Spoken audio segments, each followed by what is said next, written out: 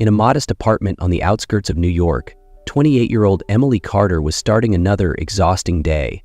The shrill sound of her alarm clock broke the silence, cutting through her restless dreams of a better life. As she forced herself out of bed, her body felt heavy, not just from physical exhaustion, but from the weight of endless responsibilities and unfulfilled dreams.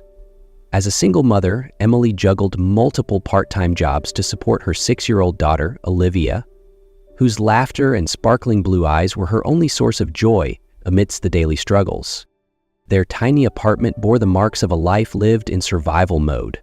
The worn-out furniture, peeling wallpaper, and cluttered kitchen told the story of a young woman who had put her dreams aside to provide for her child. Yet, despite the hardships, Emily held on to hope. She knew that Olivia deserved more. A safe home, a better education, and the kind of childhood that didn't involve counting pennies at the end of every week. When Emily stumbled upon a job listing for an elevator operator at the Harrington Mansion, it seemed like a sign from fate. The mansion, known for its grandeur and wealthy residents, felt like a world apart from Emily's reality. Although the job seemed simple enough, she couldn't ignore the sense of foreboding that came with it. "This could be the chance to change our lives," Emily told herself, clutching Olivia's hand as she dropped her off at school. Despite her apprehension, she resolved to take the risk. The story that followed was one of transformation, mystery, and an unexpected connection that would alter Emily's and Olivia's lives forever. With her head held high, Emily set off for her interview, unaware of the secrets and opportunities awaiting her behind the imposing iron gates of the Harrington Mansion. That morning, Emily stood before the towering iron gates of the Harrington Mansion, her nerves on edge. Beyond the gates lay an opulent estate, the kind she had only seen in movies. The meticulously maintained gardens and the grandeur of the mansion's classic architecture filled her with awe and a sense of unease. She pressed the intercom button, and a metallic voice responded. "Harrington residents, how may I assist you?" "My name is Emily Carter. I'm here for the elevator operator position," she replied, her voice trembling slightly as she tried to sound confident. After a brief pause, the gates began to swing open, their creaking hinges echoing in the quiet morning air. Emily took a deep breath and stepped onto the stone path leading to the main entrance, her heart pounding. The towering mansion seemed both majestic and intimidating, a stark contrast to her modest apartment. Every step carried the weight of her hope and fear. This job could be the opportunity she needed to transform her and Olivia's lives. At the entrance, a middle-aged woman in an immaculate uniform greeted her. "Miss Carter, I'm Mrs. Thompson, the housekeeper. Please follow me. Mr. Harrington will see you in his office." As Emily stepped inside, she was struck by the mansion's breathtaking elegance. Crystal chandeliers sparkled above the marble floors, and priceless artwork adorned the walls. She felt out of place in her simple dress and worn-out shoes. Mrs. Thompson led her to a carved wooden door, knocked softly, and opened it. "Mr. Harrington, Miss Carter is here," she announced. Inside the spacious office, Alexander Harrington sat behind an imposing oak desk. He appeared to be in his early 40s, his tailored suit exuding sophistication. His graying hair was neatly combed, and his piercing green eyes seemed to evaluate Emily with precision. "Miss Carter, please have a seat," he said, his deep voice commanding respect. The interview was formal and thorough. Alexander asked about her work experience, ability to handle pressure, and arrangements for her daughter during late shifts. Emily answered honestly, emphasizing her dedication and willingness to learn. "I see you have a daughter," Alexander said, glancing at her resume. "Will that interfere with your work?" "Not at all, sir. I've made arrangements to ensure everything runs smoothly," Emily replied, her hands clasped tightly in her lap. Alexander studied her for a long moment, his intense gaze unrelenting. Finally, he nodded. "Very well, Miss Carter, you'll start tomorrow." Emily could hardly believe her ears. She thanked him profusely, feeling as though a new chapter in her life had just begun. On her first day at Harrington Mansion, Emily threw herself into her new responsibilities with determination. Mrs. Thompson guided her through her main tasks, which included operating the elevator and assisting with various household duties. The mansion wasn't just a place of luxury, it carried an air of mystery that Emily couldn't quite put her finger on. While working, Emily often encountered Alexander. He was always impeccably dressed. yet he never removed his gloves, no matter the weather. During one elevator ride, Emily noticed a faint medicinal scent lingering around him.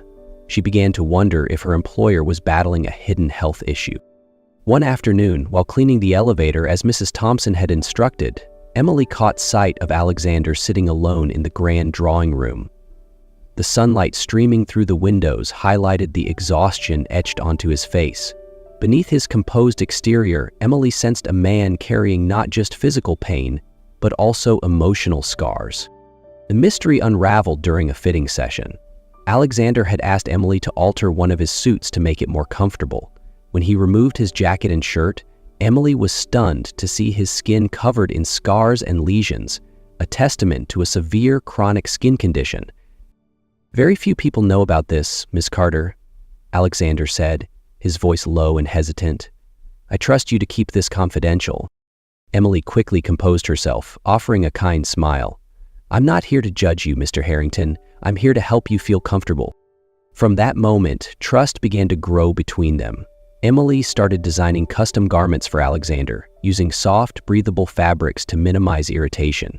Her creations not only concealed his scars, but also gave him a renewed sense of confidence. Meanwhile, Olivia brought new energy to the mansion.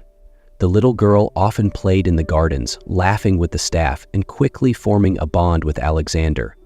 Her innocent curiosity and cheerful chatter seemed to lighten the weight Alexander carried. "Mr. Harrington, you're like a prince in a fairy tale," Olivia told him one day in the garden. Alexander chuckled softly, his eyes warm as he looked at her.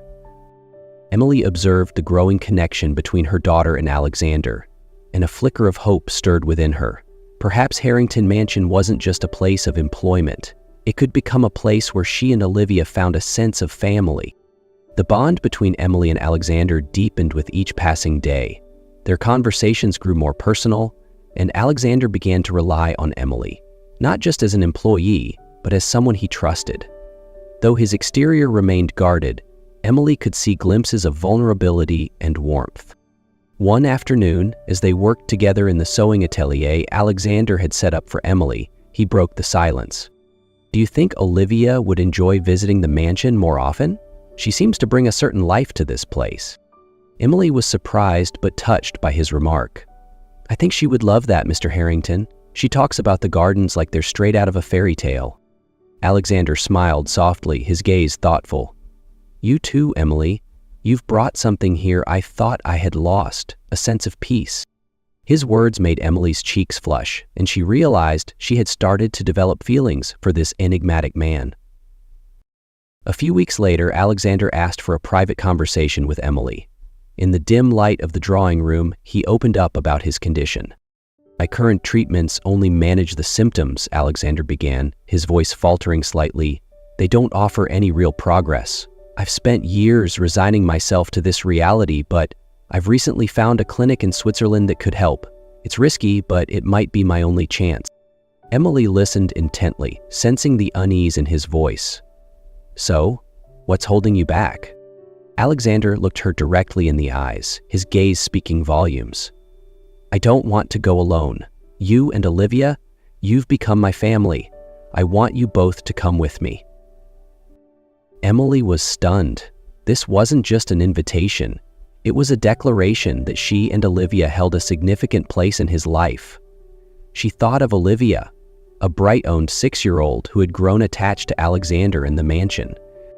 "I'll need some time to think about it," Emily replied, feeling the weight of the decision. After several sleepless nights, Emily made up her mind. Looking into Olivia's curious eyes, she explained, "Mr. Harrington needs me to help him during his treatment. We'll be going with him. Is that okay?" Olivia's face lit up with a smile. "We're going to help him get better. I like Mr. Harrington a lot." Emily couldn't help but smile, realizing Olivia already saw Alexander as a father figure. During the days of preparation, Alexander expressed his gratitude often. "Thank you, Emily. This isn't just about the treatment. It's a chance for us to build something lasting together."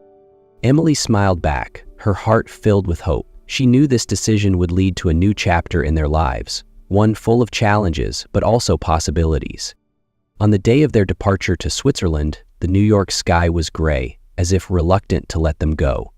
Emily, Olivia, and Alexander boarded a private jet, their hearts filled with a mix of hope and apprehension. During the flight, Olivia was captivated by the view of clouds outside the window, her sparkling eyes full of wonder as she peppered Emily and Alexander with questions about their destination. Emily and Alexander sat side by side, their hands clasped discreetly under the table. "Are you nervous, Mr. Harrington?" Emily asked softly, noticing the tension on Alexander's face.